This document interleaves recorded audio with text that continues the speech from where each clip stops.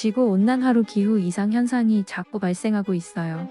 화석연료 사용으로 이산화탄소가 급증했기 때문이라고 하죠. 그래서 저탄소와 재생에너지 확대를 주장하는 친환경론자들과 정치인들이 있어요. 여러분은 재생에너지 사용에 대해서 어떻게 생각하세요?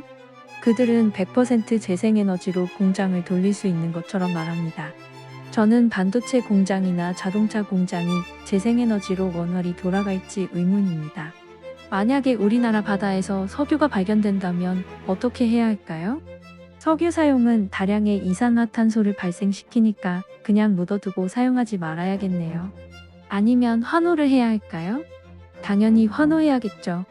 친환경론자들은 어떻게 반응할지 궁금합니다. 그들도 막대한 부와 경제 성장의 기회를 반대하지는 않을 거라 생각해요. 우리는 이익에 따라서 생각을 해야 합니다. 그래서 저는 친환경과 재생에너지 정책을 딱히 좋아하지 않아요. 재생에너지인 풍력과 태양열은 효율이 매우 떨어집니다. 이런 것들로 현재의 문명을 유지할 수가 없어요.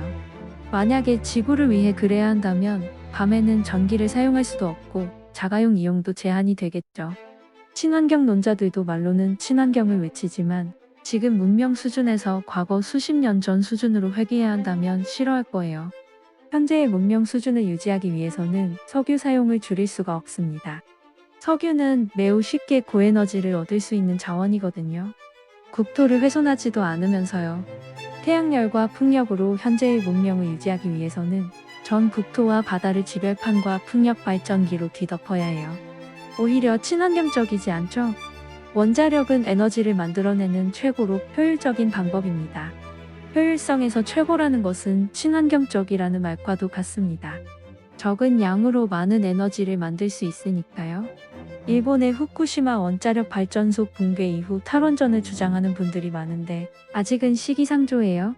러시아의 물리학자 니콜라이 카르다셰프는 에너지 사용에 따라 문명을 3단계로 구분하였습니다. 각 단계의 문명을 살펴보도록 할게요. 1단계는 행성에너지를 이용하는 문명입니다. 지구에 쏟아지는 태양에너지를 온전히 사용하는 거예요. 그 양은 약 10의 16제곱와트에 달합니다. 이 정도의 에너지를 사용할 수 있다면 날씨를 제어하거나 허리케인의 방향을 조정할 수 있어요. 바다의 문명을 건설할 수도 있죠. 1단계만 해도 SF 영화에서 볼 수 있는 매우 고도로 발전된 문명이라고 할 수 있습니다. 현재 지구의 에너지 기술력은 약 0.7단계 정도라고 합니다. 1단계에 도달하기 전까지는 우리는 석유와 원자력 에너지를 사용해야 해요. 2단계에서는 행성 에너지를 모두 소모한 후 인근 별의 에너지를 자원으로 사용합니다. 그 양은 약 10의 26제곱와트에 달합니다. 이 단계에서는 태양의 핵융합 반응을 인공적으로 제어 가능합니다.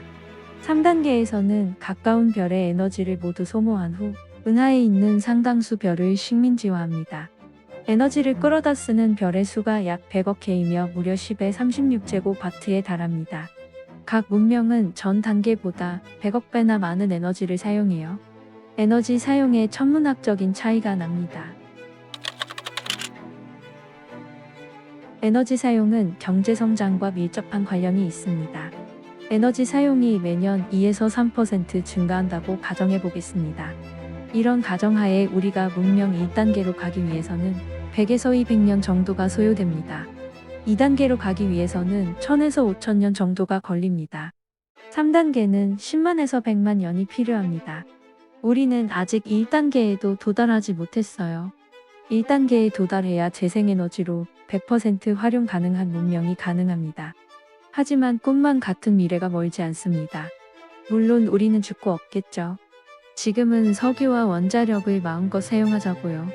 석유와 원자력은 다른 에너지 사용보다 훨씬 친환경적이에요. 그리고 기술의 발전은 에너지 사용과 환경 문제를 해결해 줄 것입니다. 저는 그렇게 믿어요. 정치인들이나 일부 시민들의 활동으로는 불가능해요. 지구에는 어마어마한 태양에너지가 매 초마다 쏟아지고 있죠. 1년 동안 지구에 도달하는 태양에너지는 전 세계에서 소비하는 에너지의 1만 배 이상입니다. 모든 지구인이 쓰고도 충분히 남을 에너지예요. 이것을 전부 활용할 수 있다면 석유와 원자력은 더 이상 필요하지 않습니다. 오염도 발생하지 않죠. 빈곤 대부분은 사라지고 기후 조절도 가능합니다. 요즘에 폭우나 이상 기후로 피해가 극심한데 자연재해도 막을 수가 있어요. 가상현실은 실제 현실과 차이가 없어집니다. 아마 인류는 밖을 돌아다니지 않고 대부분 시간을 인터넷에 접속해 살아가게 될 거예요. 본격적인 태양계 탐사와 이주도 가능해집니다. 달과 화성에 지구인들이 살 수 있는 거죠. 화성을 테라포밍하는 아이디어는 많습니다. 인근 해성의 궤도를 바꾸어 기화시키면서 화성 대기의 수증기를 공급합니다. 메탄가스를 직접적으로 주입시켜 온난화를 유도할 수도 있습니다. 지하의 핵폭탄을 폭발시켜 얼음층을 물로 바꾸는 아이디어도 있어요. 더 발전하면 태양계뿐만 아니라 가까운 별을 탐사하는 우주선을 띄울 수도 있습니다. 인류의 생존을 장기적인 안목으로 보자면 우주식민지 개척은 반드시 필요합니다. 문명 1단계만 도달해도 상상조차 할 수 없는 세계가 펼쳐집니다.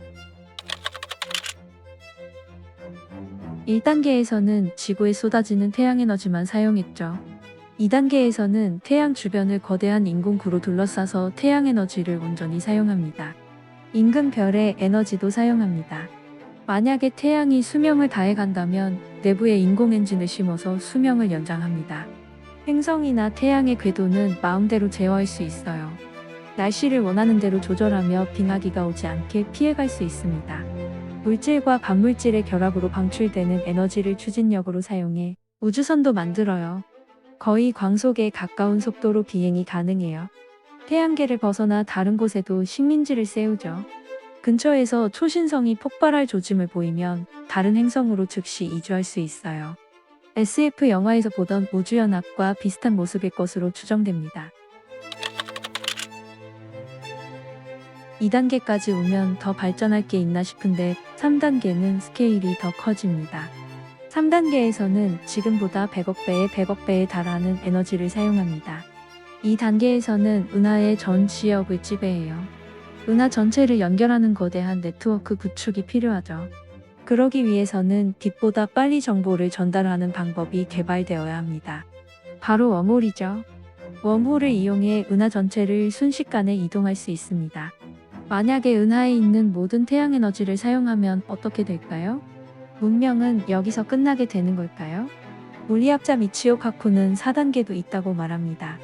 4단계는 암흑물질을 사용하는 문명입니다. 암흑물질은 우주 전체 질량의 73%에 달합니다. 우리 주변에도 분명 있습니다. 단지 존재를 감지할 수가 없을 뿐이죠. 현재의 문명이 상당한 수준으로 발전했다고 볼 수 있지만 앞의 3단계를 살펴보면 아직 멀었죠. 1단계도 묘연해 보입니다. 저는 수백 년 안에 1단계에 도달할 수 있다고 봐요. 저는 그 단계가 어떤 세상일지 너무 궁금합니다. 그래서 오래 살고 싶지만 아쉽게도 그런 날은 오지 않겠죠. 에너지 사용은 문명의 수준과 밀접한 관련이 있습니다. 우리가 에너지 절약, 저탄소, 재생에너지를 자꾸 강조하는데 이는 개발도상국의 발전을 가로막는 일이에요. 그들이 앞으로도 현재처럼 가난하게 살라는 말과 같습니다. 우리가 자가용을 운전하고 에어컨과 난방을 사용하듯이 그들도 그럴 자격이 있습니다. 인도와 중국, 아프리카의 수십억 인구가 본격적으로 에너지를 사용한다면 전 지구적으로 소모되는 에너지가 급증하겠죠. 지구의 환경을 위한다고 그들이 비참하게 살게 할 수는 없습니다. 그들도 마땅히 우리와 같은 수준의 삶을 누렸으면 좋겠습니다. 저는 친환경론자들의 지구를 위한다는 위선에 반대해요. 여러분은 재생에너지나 친환경 정책에 대해 어떻게 생각하세요? 댓글을 달아주세요. 그리고 좋아요, 구독은 영상 제작에 힘이 됩니다. 많이 눌러주시면 감사해요.